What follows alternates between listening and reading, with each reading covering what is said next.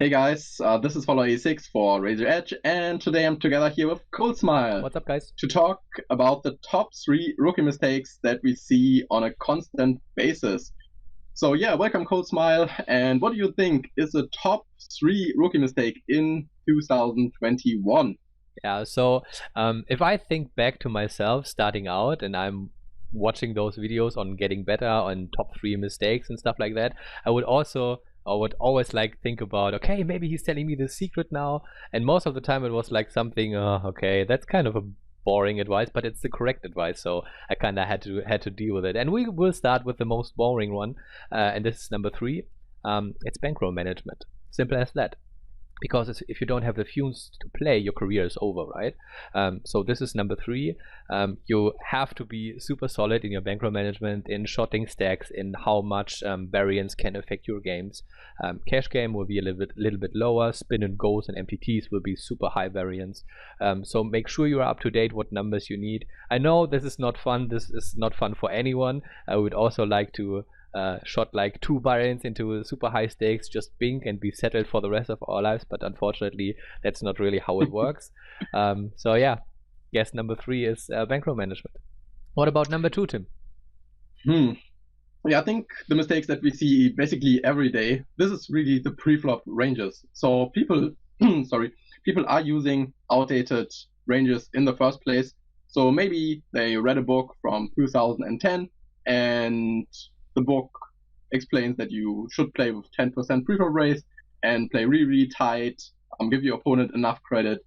But this is not how the game plays nowadays, right? We know we can stream bet a lot of hands, we can call a lot of hands to stream. We should open raise a lot. We want to be really aggressive pre-flop. We should not limp, stuff like this. And yeah, when you lose or when you use outdated ranges, you just give up a lot of edge. And of course, you make the game super complicated because it also transitions to post-flop, right? Yeah, for sure. I think if your pre-flop game plan is some out of line, or you're like really struggling with having good pre-flop ranges, this will transfer like one to one into post-flop, and all those insecurities and all those confidence issue comes from the wrong pre-flop game plan.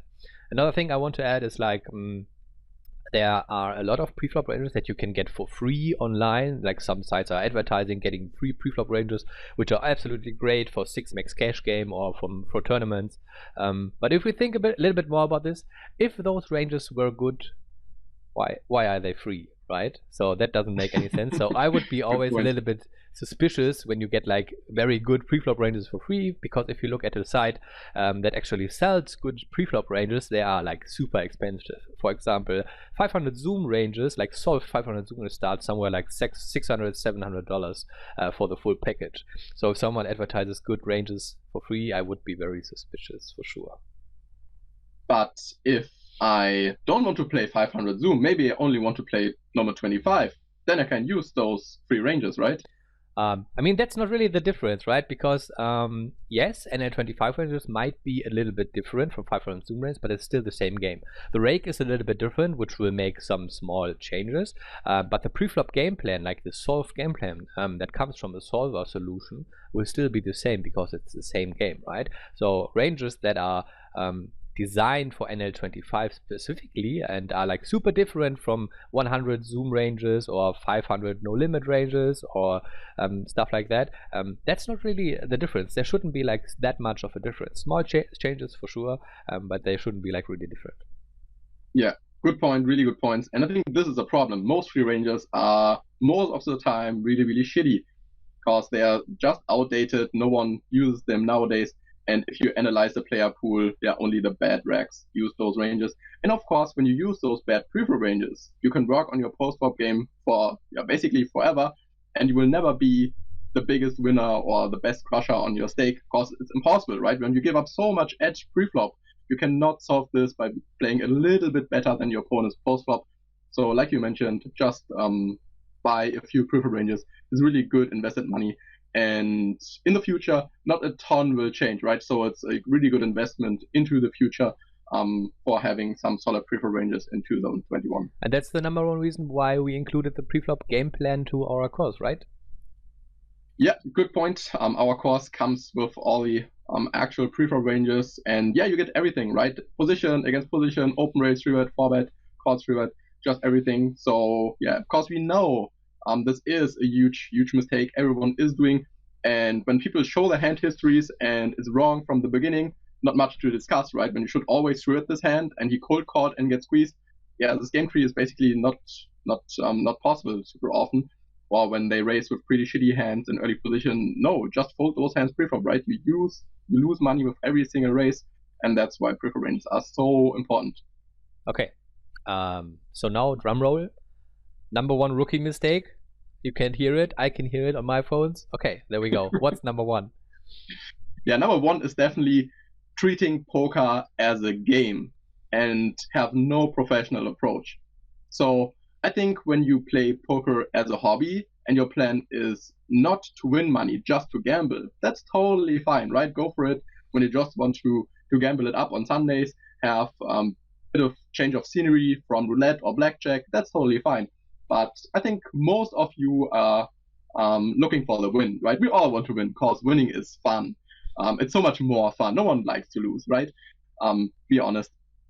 And to win in poker, you cannot just play your standard game. You read a book 2 years ago and you think, okay, I know those poker theory things. I watched 3 videos from Live at the Bike. I'm ready to crush.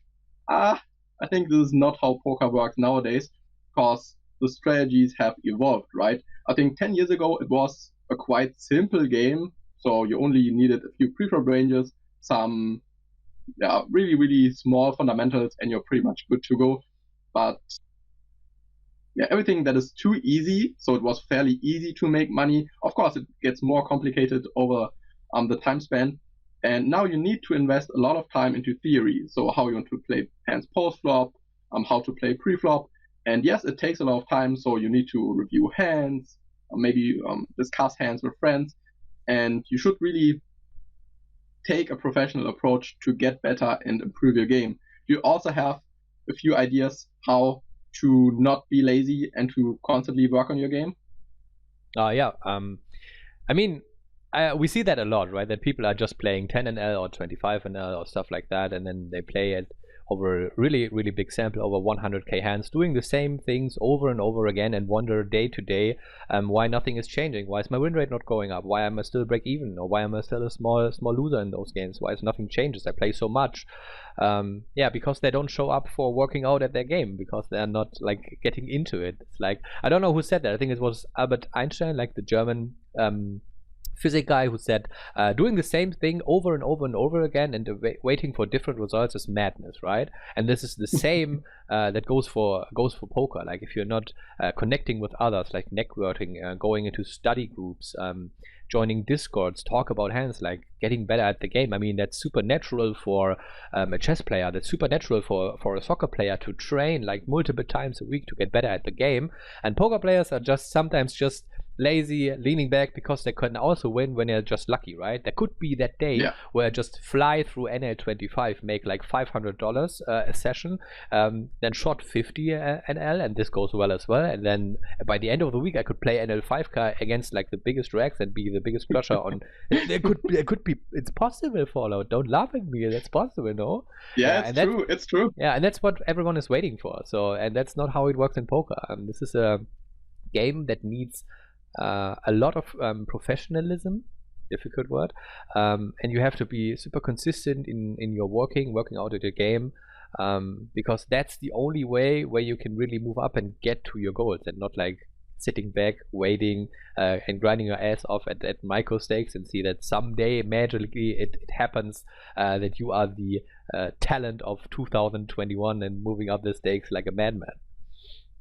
Yeah, really good points. I think the problem is really super often you're just focused on your own game, and you saw maybe some videos and you think, or you're just a little bit overconfident with your own game. You think, oh yeah, I'm crushing, I know this.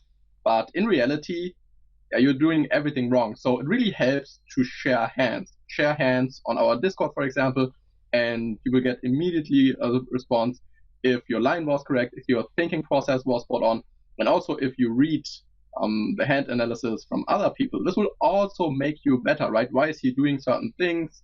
Does it make sense? And if not, you can ask a question. Why are you doing this? for me, this makes no sense. I would always go all in on the river and not check fold.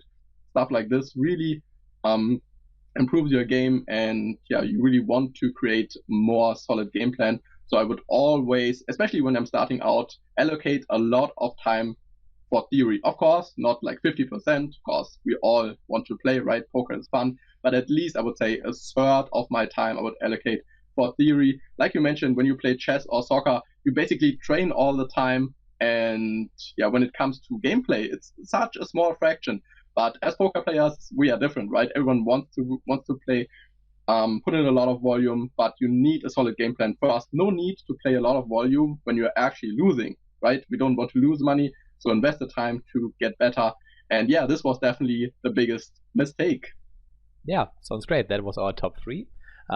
Hope to see you in our Discord or on our website, Raise Your Edge. And yeah, see you guys soon. Bye. Yeah.